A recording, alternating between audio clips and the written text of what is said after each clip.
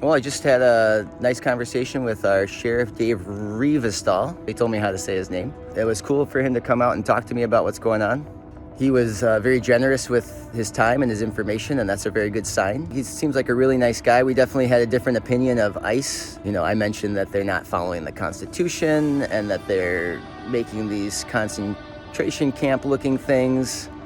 And he didn't seem to agree with that, but he talked about the incident in Altoona and how, you know, that his office only got called once it became a home invasion and that they weren't, you know, overtly collaborating with ICE from the get-go. And once the homeowner did not press charges, ICE was there and then ICE took the people.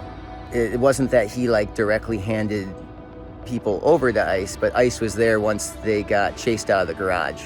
And he said his options were to detain the men unlawfully, which that's not a real option, or to obstruct the ICE agents.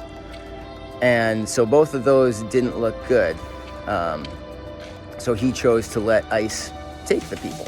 He seems like he's a very much by the book kind of guy.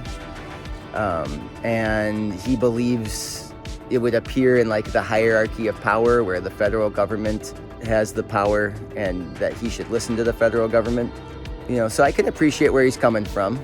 I don't necessarily agree with his opinion and his perception, right? But I do understand where he's coming from, and gosh, you know, it's not a great position to be in. It's not an easy decision to make. And you know, for most of his life, he's been in law enforcement a long time. He's been in the military.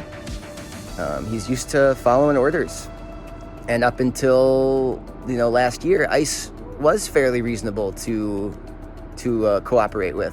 And he did say that he's going to talk to Gail at Records, and he's going to see if she can see what the status is of the record request.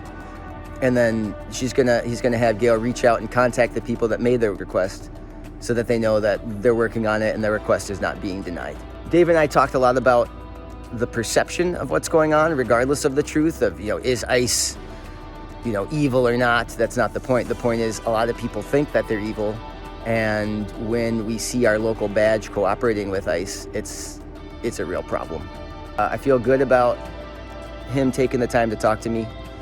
And I feel hopeful that we're going to find out exactly what happened and help everyone in our community feel safe.